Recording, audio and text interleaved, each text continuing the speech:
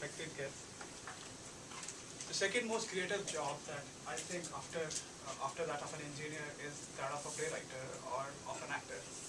So when I decided to sign up as an evaluator and I knew that Dave is going to present and his topic was, his project was reciting or imitating a story, I was intrigued. I was interested in what he's going to summarize in those 8 to 10 minutes that he has. According to popular research, or according to psychological research, the most effective way of indulging or engaging your audience is to tell a story. Because that's how you connect with the audience, that's how you get them in.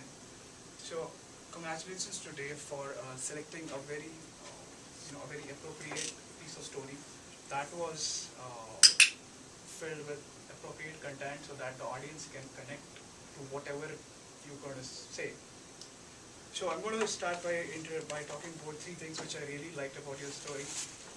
The first thing that I noticed is your title, The Story of an Art, is very intriguing. So when I read the title, I'm very interested in what you're going to talk about, what you're going to describe in these 7-8 minutes. Because it's very challenging to bring something to life in such a short time. So that drew my attention.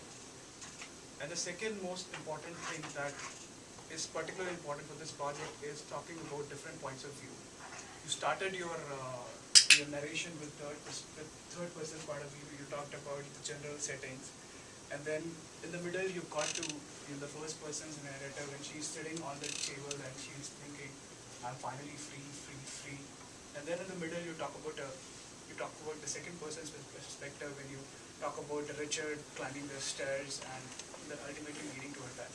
So I think that was very knowledgeable of you, because when you recite something, it's very challenging, and also you have to move back and forth between different characters portraying their emotions. So well done, great job on that.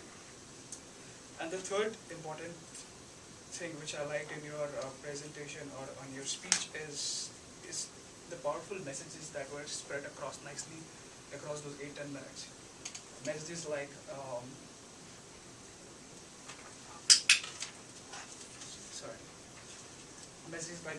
messages like she would live for herself now. That was a powerful message when she was thinking about, oh, what I'm going to do, my husband is dead, how would I live my life. That was a very powerful message. And then in the middle you also talk about this, you also mentioned this disruptive phase, elixir of life through the open window. That was powerful. I really like the phrase there. And then in the end you talk about, you end with a very powerful message again, joy that kills. So that was excellent use of powerful messages in between. Well done on that. The only scope for improvement for you, I think, would be that sometimes you are a little too heavy on the vocabulary, like when you're describing, although you're an experienced speaker, but sometimes I just fail to connect, as Sharad mentioned. Some of the words just don't click with me, and then I have to go with the context and improvise what you might meant. So maybe cut down a little on the vocabulary. And in the first half of your speech, I think the description, although it was required by the project, but in the first 2-3 minutes I was kind of lost, maybe because you were not using appropriate gestures when talking about different things like sparrows or in the general environment. I was a little lost. Okay, what are you going to say?